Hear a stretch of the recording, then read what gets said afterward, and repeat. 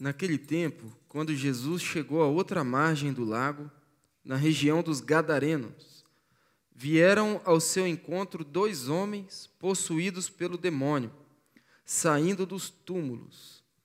Eram tão violentos que ninguém podia passar por aquele caminho. Eles então gritaram: "O que tens a ver conosco, Filho de Deus? Tu vieste aqui para nos atormentar antes do tempo?" Ora, a certa distância deles, estava pastando uma grande manada de porcos. Os demônios suplicavam-lhe: "Se nos expulsas, manda-nos para a manada de porcos." Jesus disse: "Ide." Os demônios saíram e foram para os porcos. E logo toda a manada atirou-se monte abaixo, para dentro do mar, afogando-se nas águas. Os homens que guardavam os porcos fugiram e, indo até a cidade, contaram tudo, inclusive o caso dos possuídos pelo demônio. Então a cidade toda saiu ao encontro de Jesus. Quando o viram, pediram-lhe que se retirasse da região deles. Palavra da salvação. Glória a vós, Senhor. Boa noite a todos. Nós ouvimos na primeira leitura a profecia, um trecho da profecia de Amós, e depois no Salmo, praticamente uma repercussão dessa primeira leitura, em que Deus indica a superioridade do culto interior sobre o culto exterior. O que realmente interessa a Deus é se o coração do homem está voltado para Ele. Deus pede, o Espírito Santo pede através do profeta Amós: "Buscai o bem, não o mal, para terdes mais vida. Só assim o Senhor Deus dos exércitos vos assistirá. Odiai o mal, amai o bem, restabelecer a justiça." Diz respeito, então, à vida moral, à vida espiritual, atitudes do ser humano. E depois, Deus continua dizendo: "Aborreço, rejeito vossas festas, não me agradam vossas assembleias de culto. Se me oferecerdes holocaustos, não aceitarei. Não farei caso de vossos gordos animais de sacrifício. Livra-me da balbúrdia dos teus cantos. Não quero ouvir a toada de tuas liras." Então, o Senhor não estava interessado nas coisas externas. Estava interessado, como está ainda hoje, nas coisas internas. O que são as coisas externas que alguém pode pensar que servem para cultuar a Deus? Por exemplo, aqui na liturgia que nós estamos celebrando, tem várias coisas que são externas.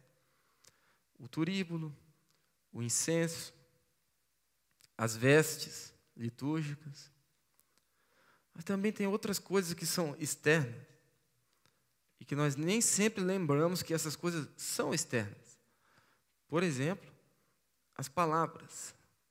As palavras que estou falando aqui agora, por exemplo, vocês estão ouvindo, são coisas externas. O que interessa a Deus, então, mais do que as palavras, são as coisas que estão guardadas no segredo dos corações.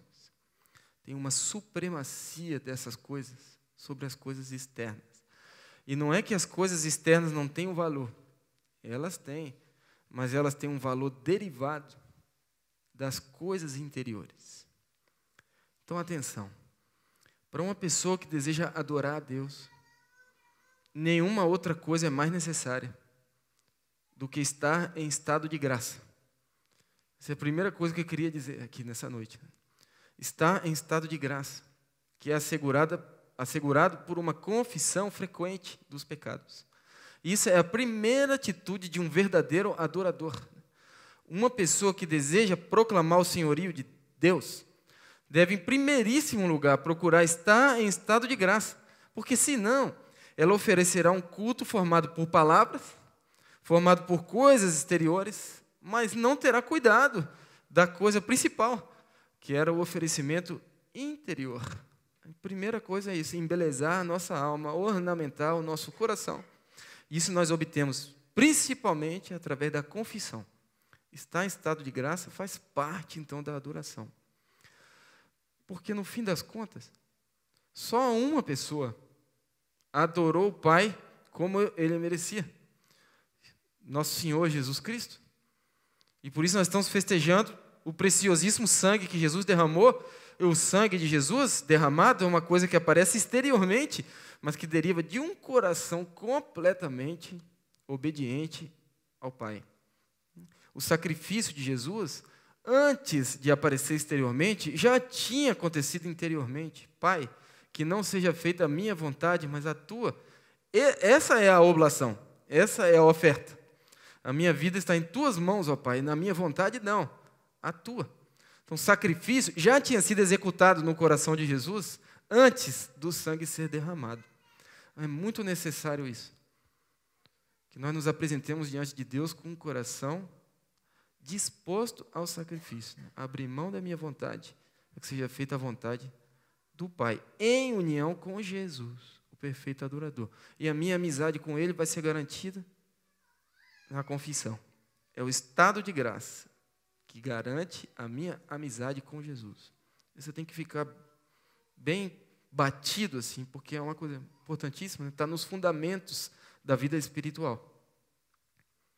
Bom, dito isso, supondo que nós estejamos, então, cientes disso, preciso me unir a Jesus se quero ser agradável ao Pai. Agora nós vamos meditar um pouquinho sobre os efeitos do sangue de Jesus sobre a alma que está em estado de graça, a alma que está em estado de graça. E vamos ver também como que nessa palavra do Evangelho de hoje aparece claramente a astúcia do demônio e o poder de Jesus, que tem domínio sobre as forças do mal. Esse evangelho é um evangelho didático para a batalha espiritual. Tinha 2 homens que estavam possuídos pelo demônio.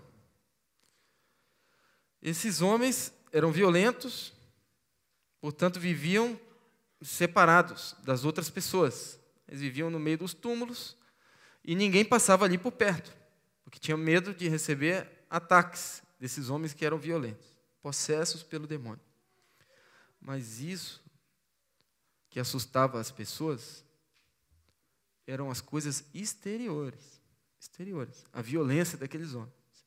O coração daquelas pessoas só era conhecido por Jesus, não pelos moradores da cidade. Perante os moradores da cidade, as piores pessoas que tinha naquela região eram aqueles 2 homens. Por quê? Porque eles eram violentos e, portanto, eram perigosos. Vamos passar longe deles.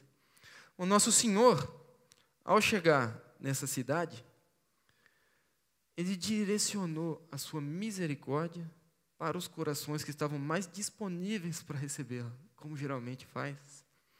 E os corações mais ansiosos pela misericórdia de Deus, naquela cidade, eram os corações desses 2 homens, que estavam possuídos pelo demônio.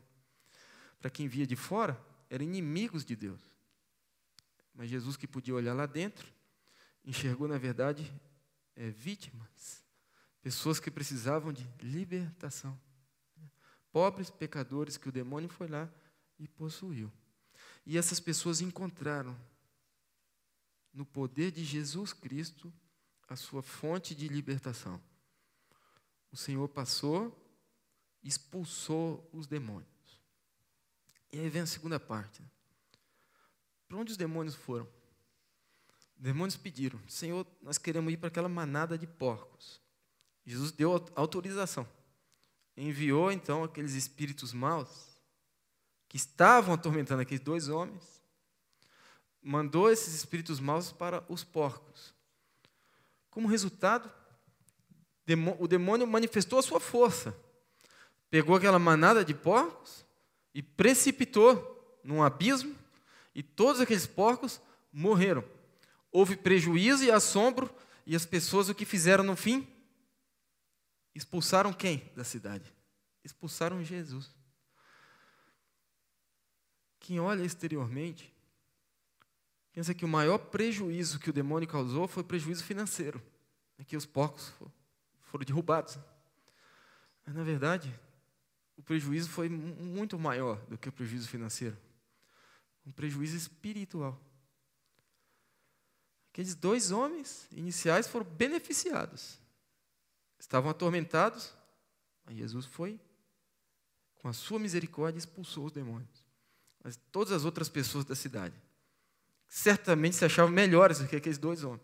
Essas, sim, foram prejudicadas, porque elas expulsaram Jesus e mandaram Jesus embora da cidade. E o que é que o demônio procura, na verdade? O demônio, ele sabe perfeitamente que existe uma supremacia das coisas interiores sobre as coisas exteriores. O demônio vai nas coisas exteriores, mas não porque quer causar ruína financeira na vida de uma pessoa só, porque isso aí não traz vantagem nenhuma para ele. O demônio vai nas coisas exteriores porque quer fazer as pessoas mandarem Jesus embora. Essa que é a finalidade de todos os ataques do demônio. Então, ninguém deve temer o demônio, porque o demônio pode causar ruína financeira, porque o demônio pode causar uma doença, porque pode causar a perda de algum bem material. Nós devemos temer aquele que pode perder as nossas almas. Disse o próprio nosso Senhor numa outra passagem. Então, sempre a estratégia do demônio é a mesma. Danificar o exterior, para que no fim as pessoas expulsem Jesus. Quando Jesus quer o fortalecimento interior, Jesus não se importa com as coisas exteriores. O demônio também não se importa com as coisas exteriores. A batalha acontece no coração do homem. A nossa alma é que é o terreno de batalha. Lá na nossa alma é que Jesus quer nos salvar, e lá na nossa alma é que o inimigo quer nos perder. É lá que é o campo de batalha. Vamos então tomar algumas decisões nessa missa, decisões sérias. Primeiríssimo, vamos decidir ser pessoas que frequentam o sacramento da confissão. Repetindo mais uma vez, não tem coisa mais importante do que isso para quem quer ficar santo. Tem que estar em estado de graça. E depois da confissão, vamos pedir a Deus a graça de enxergar bem a nossa vida e de formar uma hierarquia de valores na nossa vida em que o mais importante de tudo sejam as coisas espirituais, as coisas de Deus. Buscai primeiro o reino de Deus, e todas as outras coisas vos serão dadas por acréscimo. Vamos colocar Deus no lugar que Ele merece, que é o lugar máximo na nossa vida. Vamos entronizar Jesus, deixar Ele reinar sobre todos os campos da nossa existência. E todas as outras coisas nós vamos colocar debaixo da autoridade de Jesus. Então, família, trabalho, amigos, projetos, tudo debaixo da autoridade de nosso Senhor Jesus Cristo. Porque se assim fizermos, então nós encontraremos sempre a liberdade dos filhos de Deus, a liberdade dos amigos de Jesus, essa liberdade que nós estamos buscando. E o preciosíssimo sangue de nosso Senhor, nós ouvimos no começo, né? Ouvimos sempre aqui na comunidade Água Viva, né?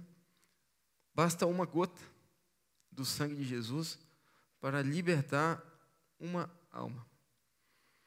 Mas eu quero dizer que todos os dias, uma gota do sangue de Jesus entra em contato contigo e comigo, todos os dias. Mais do que uma gota, o poder do sangue de Jesus inteiro vertido na cruz é deslocado para os altares, através da Santa Eucaristia. O que é a missa, se não isso? A presença do poder libertador do sangue de Jesus. Em toda a Santa Missa isso acontece de novo. O máximo, a plenitude daquelas graças são disponibilizadas para nós. O que acontece é que nós não recebemos, às vezes, os efeitos desse sangue por falta de vida espiritual. Porque nós só viemos com as coisas exteriores, esquecemos das coisas interiores. Deus quer receber hoje, Ele quer receber a nossa vontade, Ele quer receber a nossa inteligência, Ele quer receber os nossos afetos, para que Ele possa operar aí sobre cada parte da nossa existência a sua obra libertadora.